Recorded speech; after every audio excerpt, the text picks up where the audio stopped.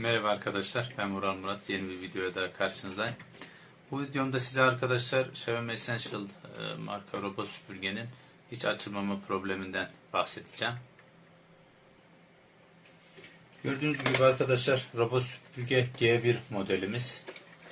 Çift fırçalı olan ve ilk versiyon robot süpürge. Bundan sonra daha gelişmiş versiyonları çıkmaya devam etti arkadaşlar. Bu robot süpürgemizdeki ana problem, cihaz hiç açılmıyor. Şarj istasyonundan çıkıp olduğu yerde kalıyor arkadaşlar. Bu batarya problemi. Onun için öncelikli olarak tecrübelere dayanarak söylediğim bir durum bu. İlk yapmamız gereken yağ fırçaları çıkarmak.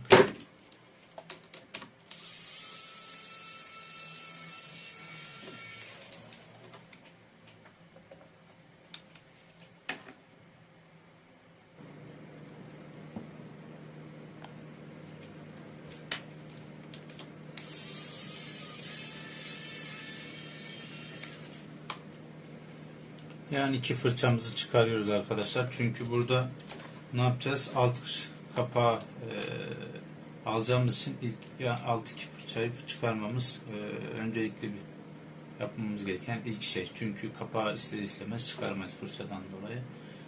Burada bu cihaz daha önce bayağı bir amatör eller tarafından kurcalanmış. Vidaların açılış biçiminden zaten az çok anlayabilirsiniz. Yani deli tornavida tutmayı bilmeyen birisi bununla uğraşmış arkadaşlar. Öyle diyebiliriz. Çünkü bayağı bir hırpalanmış vidaları.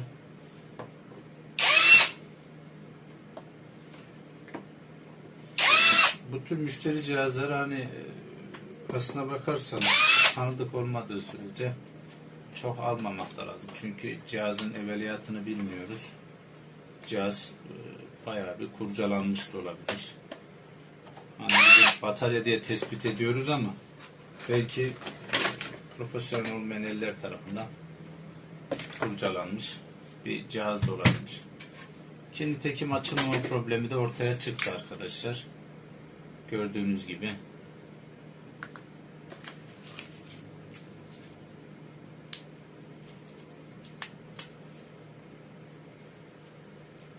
Birileri, yani Türkçe konuşursak, usta eli değmiş arkadaşlar. Bildiğiniz usta eli değmiş. BMS yok. Gelişigüzel lehim yapılmaya çalışılmış. Şimdi bu durum bize şunu çok net bir şekilde gösteriyor arkadaşlar. Hani bu televizyonlarda birkaç kere gündemde oldu. Robot süpürge yanıyor diyorlar ya arkadaşlar. Robot süpürge niye yanar? İşte bunun gibi bilinçsiz müdahaleler tarafından yapılan müdahalelerden dolayı robot süpürge yanar arkadaşlar. Çünkü işten anlamayan birisi gelmiş, BMS'i sökmüş, pilleri seri bağlamış. Büyük bir ihtimalle buradan elektriği alıp makineye vermeye çalışmış. Makinenin durumu nedir? Hiçbir bilgimiz yok şu anda. Ama işte bu pil sizin evinizi yakar arkadaşlar. Bu şekilde müdahale edilmiş bir pil sizin evinizi yakar. Çünkü halen açık bırakılmış. Belki de yanlış bir bağlantı yapılıp elektrik verilse daha büyük tehlikelere yol açar. Sizden ricam, öncelikle yani sizin can sağlığınız için bir ricam bu. Özellikle cihazlarınızı bilinçsiz ellere müdahale ettirmeyin. Robot süpürge hakkında bilgisi olmayan kişiler kesinlikle bu tür elektronik cihazları sökmesinler.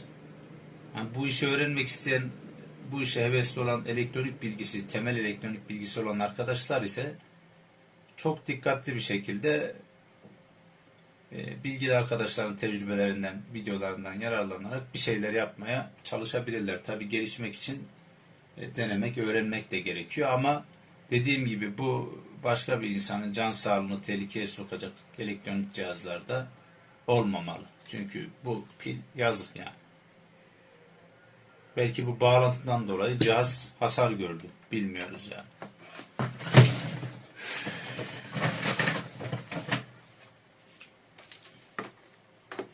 Başka bir pille bir bakacağım cihazda açılış var mı?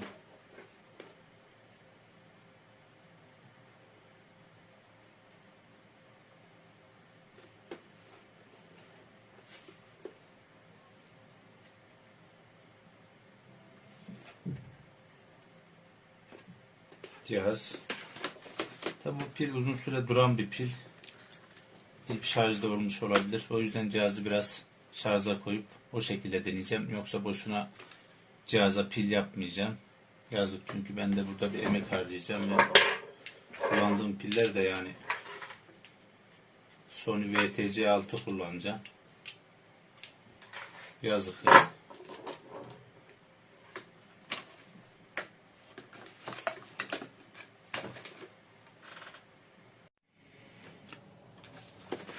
Kötü haber arkadaşlar. Bataryayı şarj etmeme rağmen hiçbir şekilde açılmıyor. Muhtemelen ters bir bağlantı olmuş. Piller burada. Muhtemelen bunun artı eksisini ters bağlamış da olabilir. Artık ne yaptığını bilmiyoruz. Ama cihaz açılmıyor. Yani bu ne demek oluyor? Pil devresinde bir problem var. Kartta, anakartta problem var. Söküp kontrol edeceğiz. Pili kenara alıyorum. Burada arkadaşlar sökerken ilk yapmamız gereken, Essential modellerde bütün cihazlarda aynı şey geçerli. Bunu da yine sökmeye çalışmışlar.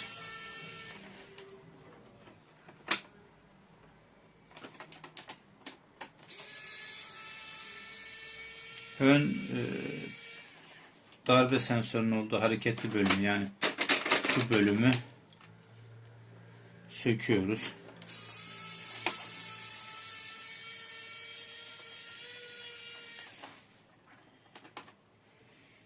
İlk yapmamız gereken bu arkadaşlar. Çünkü bu bölümü sökmediğimiz zaman mekanik olarak, hatta fırçasını, toz haznesini ondan daha önce sökmemiz gerekiyor. Ondan sonra basparı.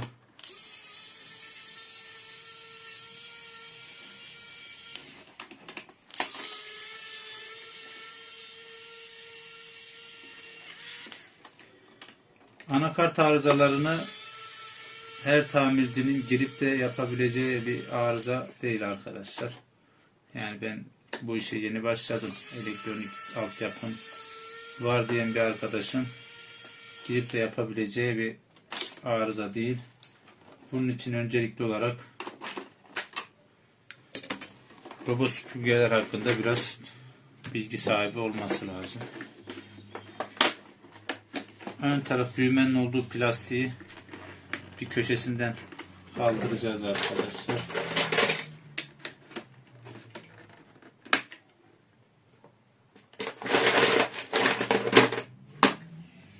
Tornavida yardımıyla daha kolay olur. Düz bir tornavida yardımıyla. Çünkü bunu burada tutan bir vida yok arkadaşlar. Sadece tırnakları tutuyor. Bu kadar. Biraz şiddet uygulamak gerekiyor bu yüzden. Sökerken korkmayın. Bu zamana kadar ben kırıldığına hiç denk gelmedim.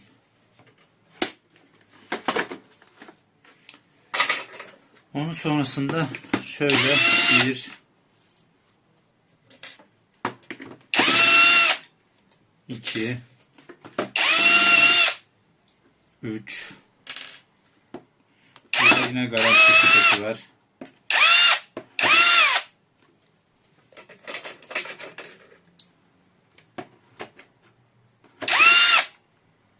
Biraz mıknatıstan yardım aldım. Garanti etiketini yere söktük. Ürünün içi daha önce açılmamış ama batarya kısmına bilinçsiz müdahale edildiği için anakartta arıza meydana gelmiş. Arkadaşlar bunu açmaya çalışmışlar. Yani baya açmaya çalışmışlar. Ama muhtemelen bu garanti etiketinin altındaki vidayı bilmediği için açamamış ve öylece geri bırakmış. Bunu cihaz sahibi de yapmaya çalışmış olabilir. Çünkü bazen böyle durumlarla karşılaşabiliyoruz. Veya da mahallesindeki TV tamircisine götürüyor.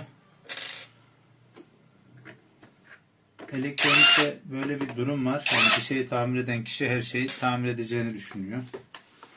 Ve o yüzden de işte buna benzer sorunlar ortaya çıkıyor. Ama burada benim kendi şahsi görüşüm, cihaz sahibi açmaya çalışmış. Çünkü elektronikçi vidaya zarar vermez bu şekilde. Şimdi açtıktan sonra bütün vidalarımızı kontrol ettik. Sayıyorum size: 2, 4, yanlar 6, 8, 10, 12 tane vida. Toplam 12 tane vida var. 12 tane vidayı açtıktan sonra cihazı ben önden açarım arkadaşlar. Şu şekilde. Çoğunlukla Essential'lardan. Essential'larda dikkat etmeniz gereken kablo var arkadaşlar. Ön tuş boarduna giden kablo var. Bu şekilde kaldırdıktan sonra dikkatli olmanız. Çünkü kablo olduğu için bir anda çekmeyin. Anakarttan kabloyu koparsınız. Elinizi şu şekilde yana çevirdiğinizde kabloyu göreceksiniz zaten. Mavi kablo, mavi siyah. Tutun, çekin. Tamam. Cihaz ayrıldı arkadaşlar. Bu arada bu cihazda bu şekilde söktüğüm cihazlara da genel bakımını yapıyorum. Bakın şimdi fan çıkışını görüyorsunuz. Ne kadar büyük bir pislik var. Toz var. Kedi tüyü büyük bir ihtimal bunlar.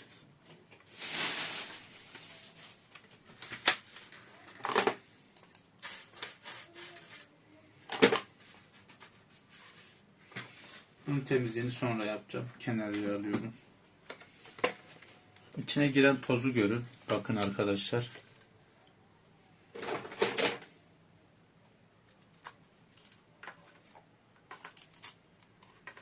Bunlar tamamı kedi kılı büyük bir ihtimal ya. Çünkü başka bir şey değil. Bir hayvan dostumuz var evde. Sonrasında anakart burada. Gördüğünüz gibi.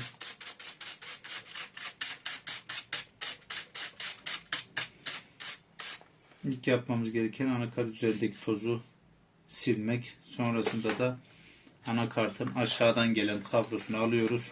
Ben bildiğim için size ama yine de bir göstermek istiyorum. Girdi.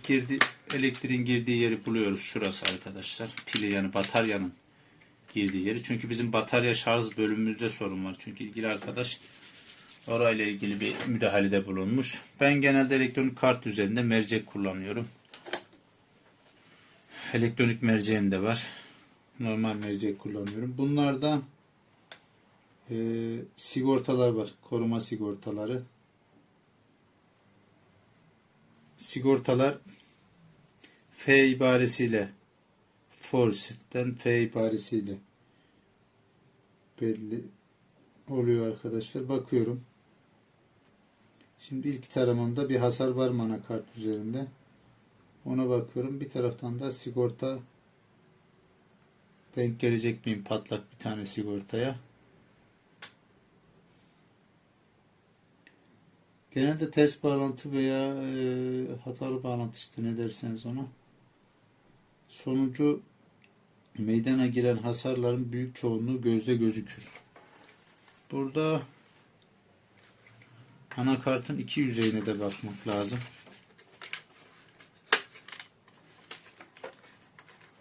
Anakarta bağlı kabloları boşa çıkarıyorum.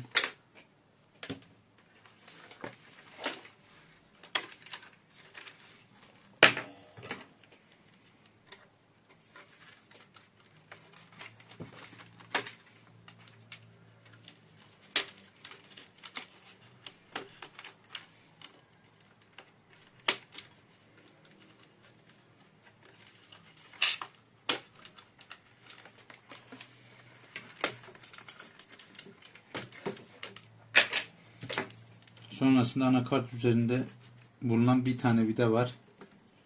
Onu sökeceğim.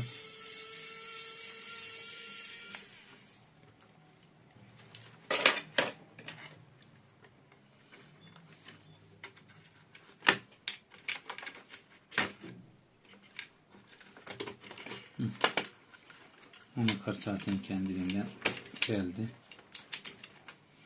Anakartı bu şekilde komple elime aldım. Robotu kenara koyuyorum.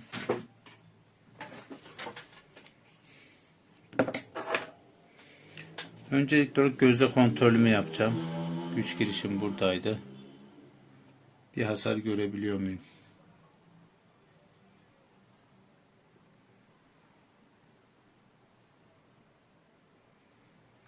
Çünkü hasar varsa boşuna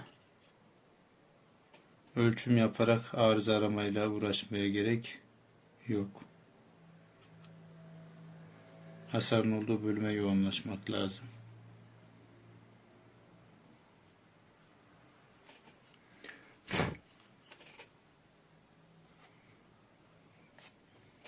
Şimdi arkadaşlar burada benim kendi bu az önceki cihazdan söktüğüm anakart var. Burada da bir tane başka bir anakart var. Bunun arızası başka bir şeydi. Burada şöyle söyleyeyim size. Sigorta direnç dediğimiz dirençler var. Çok düşük ohmajlarda ama orada bir çeşit sigorta görevi görüyor. 0,50 ohmluk bir sigorta direnç var. Şurada. Normalde burada ben 0,50 ohmu ölçebilmem lazım. Görebiliyor musunuz? Şurada. Ölçmeye çalıştığım zaman yani kısa devreyle birlikte bir ohmaj ölçmem lazım. Hiçbir şekilde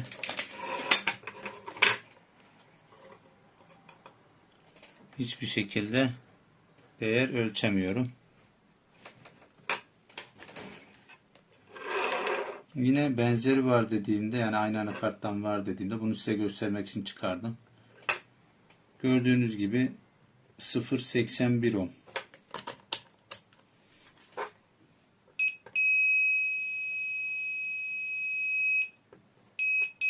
Pardon. Direkt kısa devre. Burada ne var? Açık devre.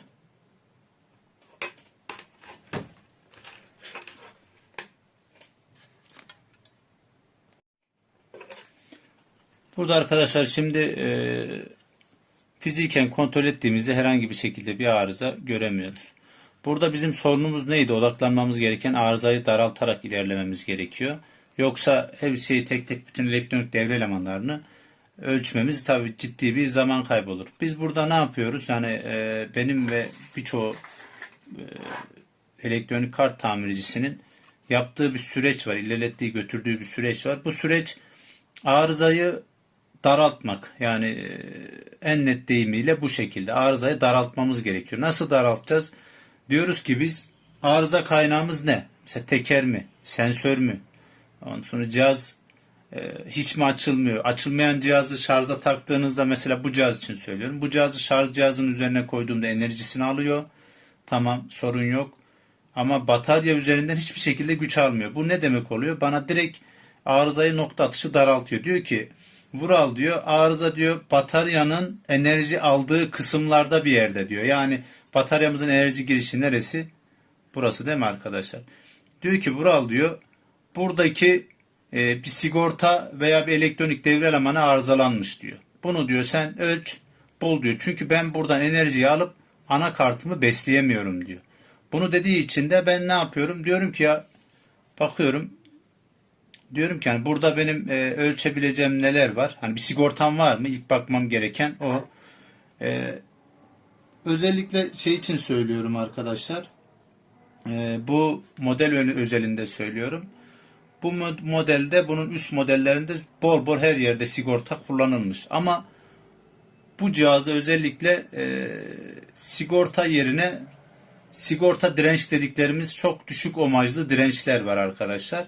Onlar kullanılmış. Bunlar da bir çeşit sigorta gibi davranıyor ama sigorta kadar şey değil, korunaklı değil bana soracak olursa, refleksli değil yani. Çalışma mantıkları birbirine çok yakın ama onları ayrı bir videonun konusunda anlatabilirim. Çok girmeyeceğim oraya. Burada bir bakıyorum arkadaşlar, R12 direnci, yani hemen gördüğünüz şu direnç. R12 direnci. Bakıyorum, yakında bu direnç var ölçebileceğim. Muhtemelen gelen voltaj bu direncin üzerinde. R12'nin üzerinde de ne yazıyor arkadaşlar? 0.50 yazıyor. Yani 0.50 ohm. Yani çok düşük bir ohmaj var. Bu ne gösteriyor? Yani bir kere sigortanın, yani SND entegrelerde direnç üzerindeki ohmaj çok düşükse, sıfırlı bir değerse, bu kesinlikle orada bir sigorta veya şok direnç tarzında kullanılıyor. Bu da kartın zarar görmesini önlemek için, çok dirençler de benzer mantıklarda çalışıyor. Anakartın arıza görmesini önlemek için sigorta görevi görüyor ve ilk etapta kendisi bozuluyor ve anakarta giden ve anakart üzerinde oluşabilecek böyle acemilerin yaptığı bu ve buna benzer işlerdeki daha büyük kazaların önüne geçmek için cihazı ve kullanıcıyı koruyor arkadaşlar. Burada benim ilk yapmam gereken bunun bir ölçmem lazım. Kısa devreye yakın veya kısa devre bir değer ölçmem lazım. Yani ya çok kısa devreye yakın bir ohmaj ölçmem lazım ya da direkt kısa devre ölçmem lazım. Anakartımı koyuyorum. Ölçü aletimi buzzer kademesine alıyorum arkadaşlar. Ekranda sadece gözükmesi yeterli. Buzzer kademesini alıyorum ve R12 direncimi ölçüyorum. Bir de burada ölçüm yaparken hafiften direncin üzerini böyle çizin ki, çünkü bunların üzerinde vernik tarzı bir epoksi kaplama var, ince. Bu epoksi kaplama iletkenliği kesebiliyor. Bakıyorum, herhangi bir şekilde değer görmüyorum. Bu sigorta patlamış. Yani sigorta direnç veya ne derseniz. R12 direnci arızalı. R12 direnci arızalı olduğu için bataryadan gelen voltajı anakarta gönderemiyor arkadaşlar.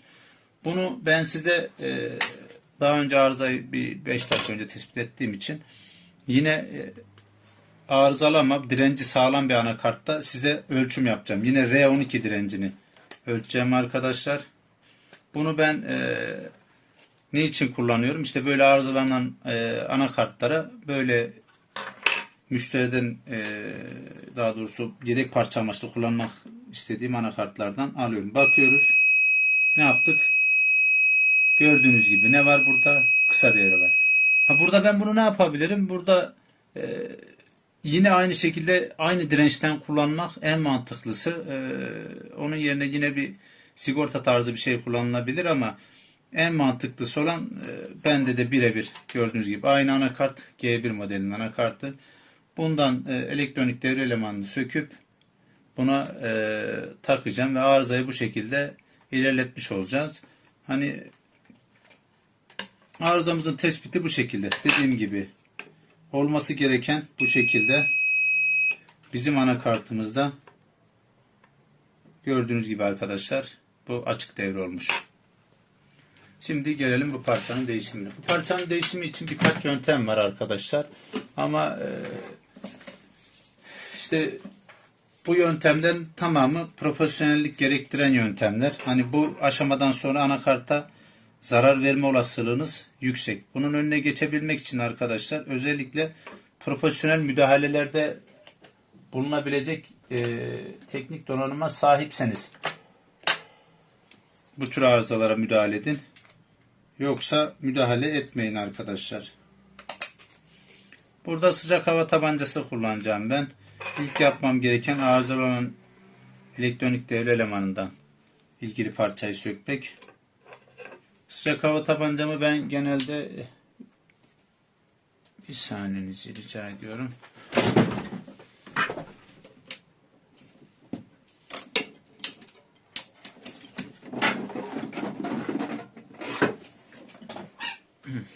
Kapalı, açayım onu. Açtım.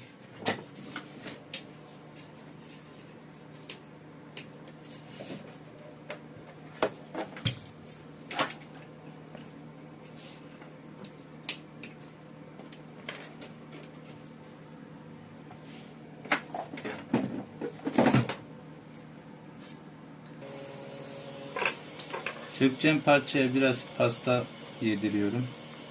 Sıvı flüks de olabilir. Pasta da olabilir.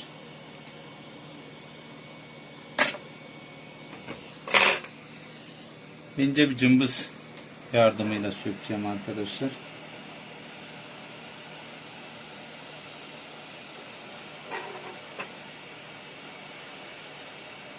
Bu gördüğünüz benim eski anakartım, arızalı dediğim, yedek parça sökmek için kullandığım anakart. Şimdi şöyle bir şey var. Arızalara müdahale ederken özellikle arkadaşlar bütün elektronik devre elemanlarının yedeğini elinizde bulundurmanız mümkün değil. Ama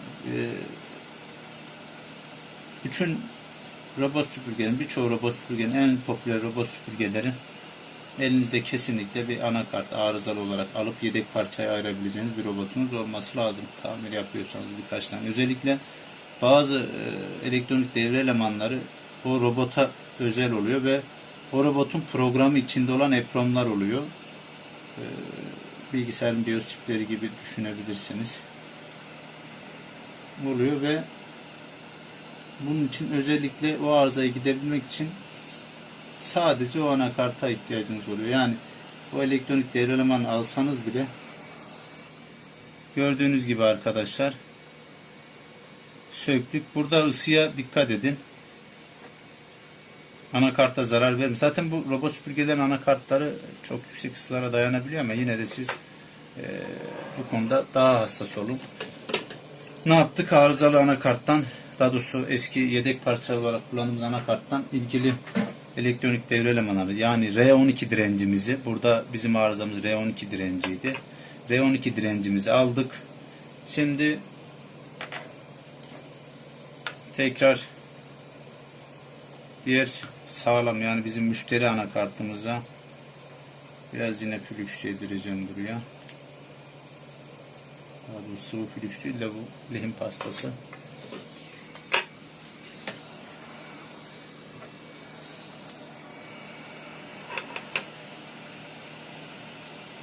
Burada ısıyı kullanırken çok dikkatli olun. Yanındaki elektronik devre elemanlarına zarar vermeyin. Genelde ben maskeleme yapıyorum ama bu basit bir eleman değişikliği. Yani bunun için maskeleme kullanmayacağım. Çünkü yanındaki elemanlara zarar verecek bir durum ortada yok.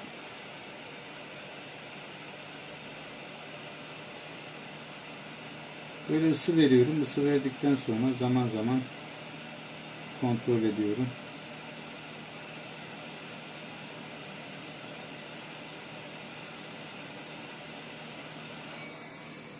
Bu da arızalı olan parçamız. Bunu söktük.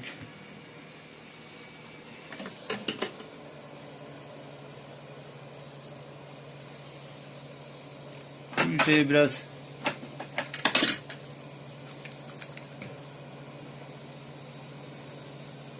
lehimle temizleyeyim. Çok hafif lehimle temizliyorum.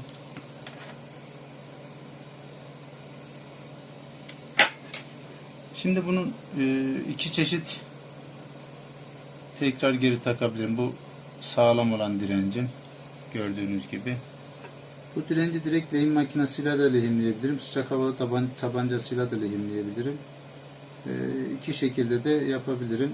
Burada benim lehim makinesiyle, hani çok küçük bir ekipman olmadığı için, elektronik devre elemanı olmadığı için lehim teliyle,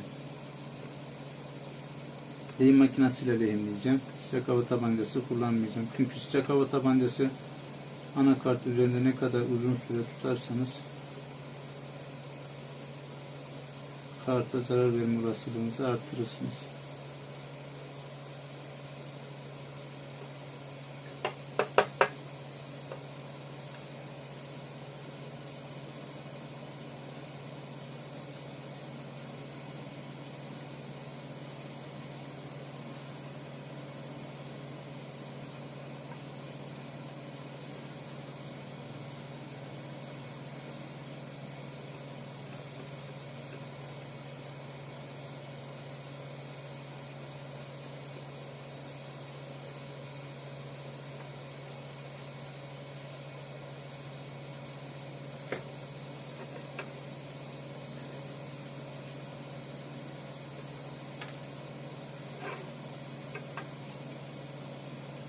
Lehim makinesiyle tutturdum arkadaşlar. Sağlı sollu biraz lehim verdim. Sıcak hava tabancasını uyguladığım anda lehim eriyip yüzeye yapışacak arkadaşlar.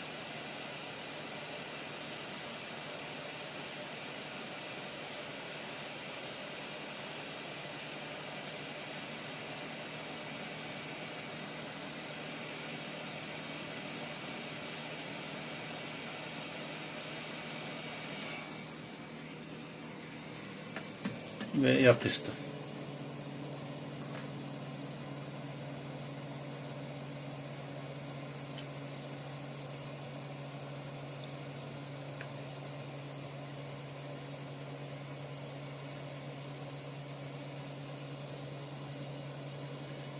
Bu şekilde lehimleme işlemimizi tamamladık.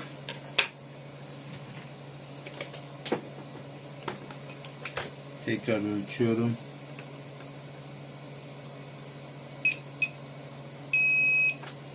Tamam arkadaşlar. Bu şekilde tamam. Tekrar kart üzerinde temizliğimi yapıyorum.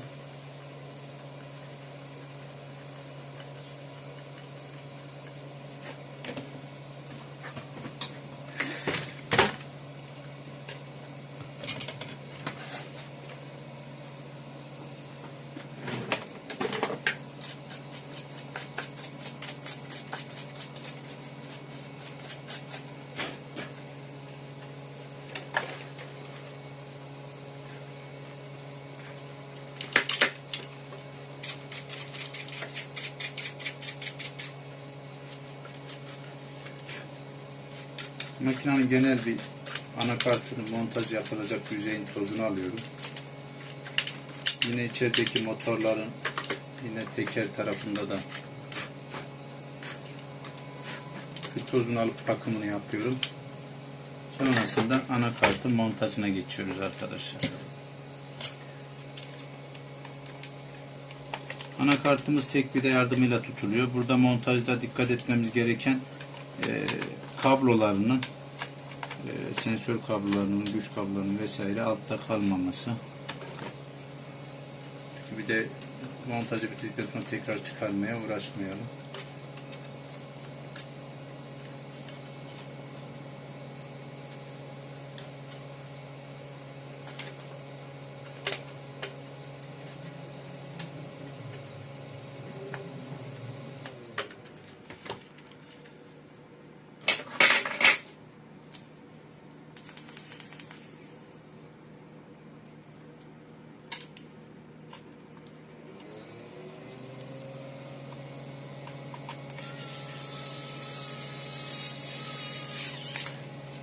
Anakartımızın soketlerini takıyoruz.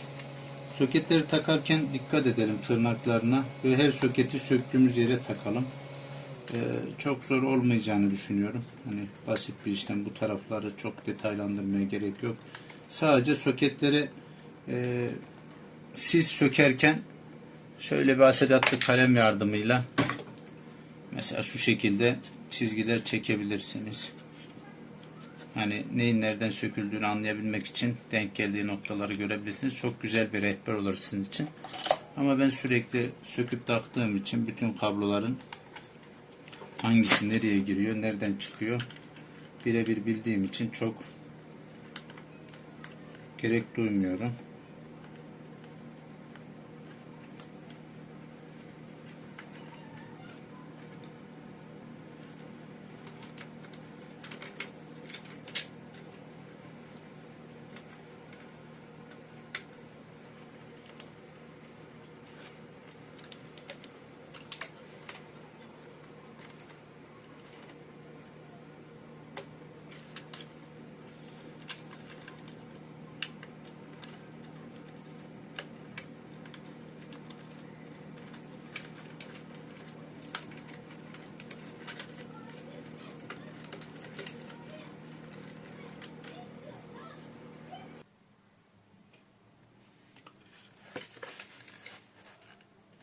Gördüğünüz gibi arkadaşlar bütün kablo bağlantılarını yaptım.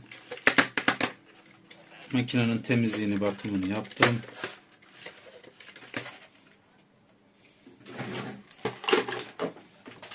tarafta bir yine ufak toz var.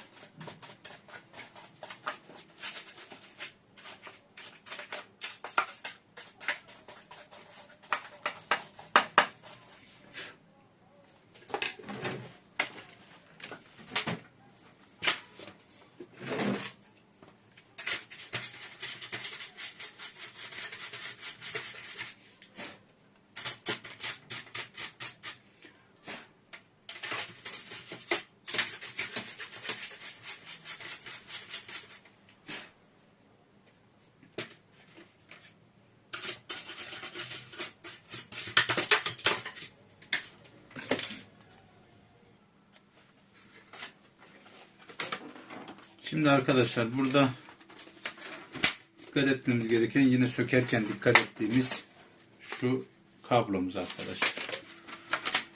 Kablomuzu takabilmek için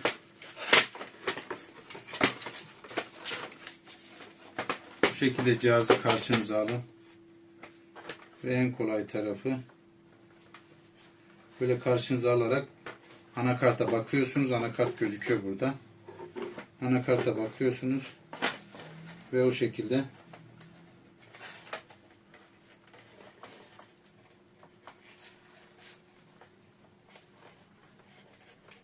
bu şekilde takıyorsunuz. Sonrasında da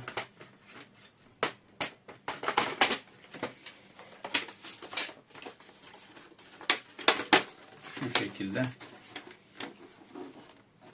takıyorsunuz. Ben burada denemeye gideceğim, yani cihaz açılabilecek mi? Çünkü anakartı taktım, değiştirdim. Ama cihazın açılacağına dair bir kontrol yapmam lazım. Çünkü oradaki elektronik devre elemanı arızalandı mı, başka bir yere de arıza verdi mi?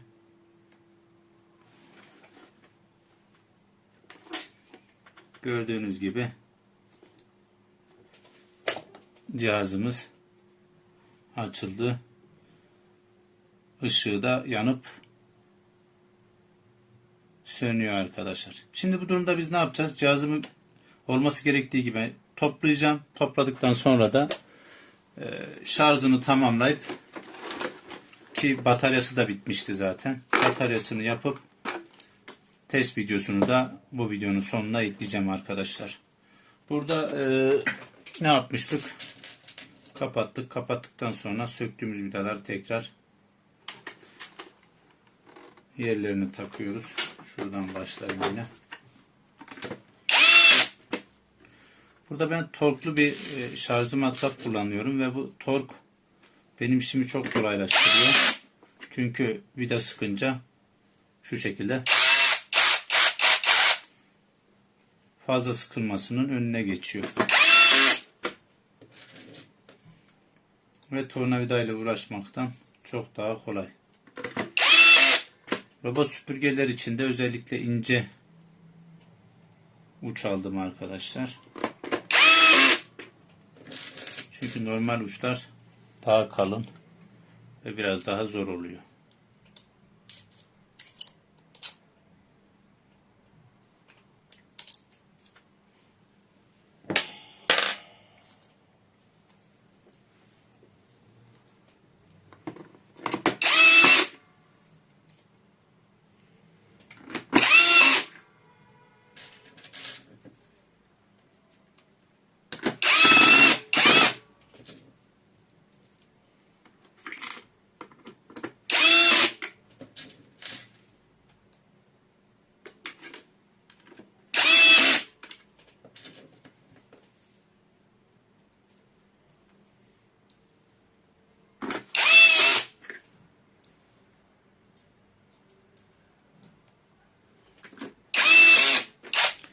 Vidalarını taktığınızdan emin olun. Çünkü her bir vida eksikliği gövdede soruna neden olacaktır.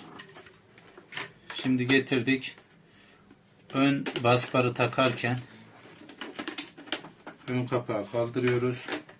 O şekilde, kolay bir şekilde, yeri var zaten. Yerine oturtturduktan sonra ben genelde bu aşamada şu üst kapağı takıyorum. Çünkü üst kapak basparın yerinden çıkmasının önüne geçiyor. Üst kapağı takarken de ön kapağı şu şekilde kaldırın. Hizalamanızı yapın. Sonrasında olmadı. Bir daha ön kapağı şöyle hizalamasını yapın. Bu şekilde yanlardan bastırın. Biraz sert davranmanız gerekecek. Gördüğünüz gibi. Sonrasında tekrar alt çıtayı vidalayacağım. Alt çıtanın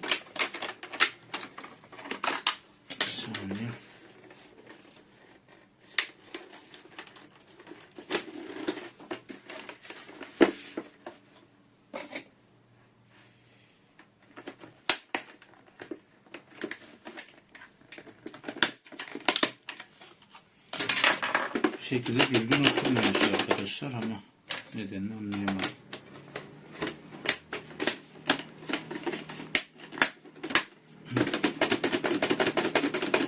Tamam, şimdi düzgün oturdu.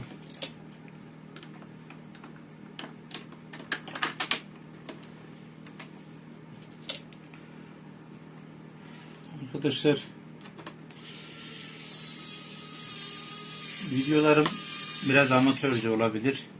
Çünkü sonuçta ben bir video editleyicisi değilim. Render da yapmıyorum. Çok profesyonel ekipmanlarla da video çekmiyorum. Benim işim tamir yapmak, video çekmek. Bu işin topluma faydalı olması gereken. Benim de bu alanda kendime iş katkısı sunacak amaçlar için video çekiyorum. Bunun için de daha profesyonel video çekmek için çalışıyorum arkadaşlar ama dediğim gibi abonemin çoğalması, videolarımın daha çok izlenmesi, buradan kazanım sağlamaya başlamam lazım ki buna benzer girişimler için mali açıdan yatırım yapabileyim. Yoksa bu şu anki koşullarda zor arkadaşlar. Tamam, cihazımızı topladık. Cihazımız bu şekilde. Tamam. Kapatıldı. Topladık derken en azından alt kapağı kapattık. Yani cihazın birleştirmiş olduk. Bataryasını bildiğiniz üzere paramparça çıkmıştı. Şimdi bataryasını yapacağım. Batarya yapım videosu ayrı bir video. Sonrasında bataryasını takıp çalışır halinin videosunu da sonuna eklemeyi düşünüyorum.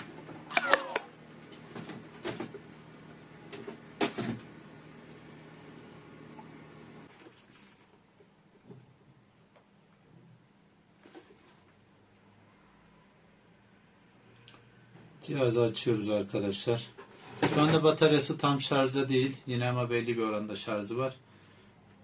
Açma düğmesine bastık. Cihazımızın açılmasını bekliyoruz. Şöyle yere de koyalım.